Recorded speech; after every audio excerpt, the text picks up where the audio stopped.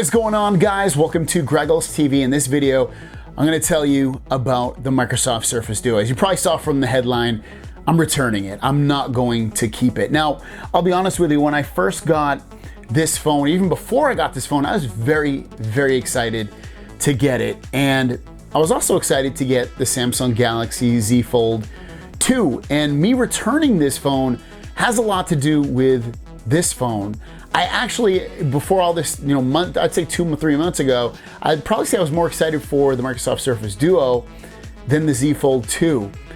But after using this phone for a few weeks at this point, it's just nothing, honestly, compared to the Z Fold2. The Z Fold2 is just so much better of a phone in terms of everything, literally everything. And I'm gonna talk about that, what everything is, because they are kind of different phones. This obviously has dual displays, whereas the Z Fold is only one display, but you can kind of close it and do different orientations with it, just like you can this phone. They're different, but ultimately the Z Fold2 is gonna fit my lifestyle better. Now, one of the major things about the Surface Duo that I just don't like is it's just quirky and buggy still in terms of just running through the operating system. Some apps are easy to close. Sometimes the gestures work. Sometimes they don't. Sometimes it runs really smooth. Sometimes it's a little bit clunky.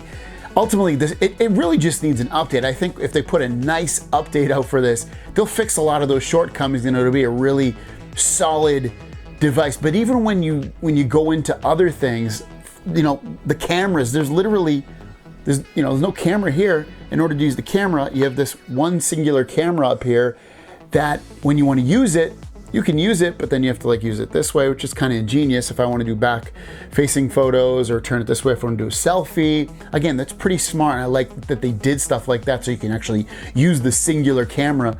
But again, when you compare it with something like a Z Fold2, where I get every kind of camera that I want, I get an ultra wide, which I love. I get a solid video and solid camera overall. I get a front facing camera. Camera department, this cannot compete, especially when I'm looking for a daily phone. I'm gonna have to choose the Z Fold2. And to continue with that trend, faster charging is faster on the Z Fold2. The battery is bigger on the Z Fold2. 5G is on the Z Fold2. And I'll be honest with you, and I've said this in the past, 5G is not a huge deal for me in terms of my daily life. And oh my God, I need it. I don't, but it's the future, and this phone already has it. The designs, I think the designs are both really nice on these phones.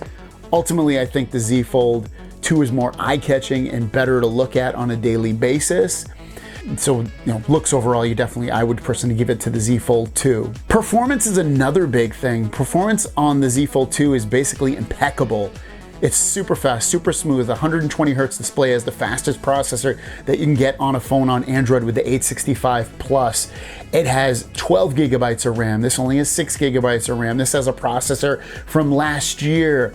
My day-to-day tasks, I would probably be absolutely fine with this, but ultimately, this just feels better in every single way. Software-wise, there's way more tweaks and customizations on this. Something as easy as the icons. I can choose different, circular icons or whatever icons I want.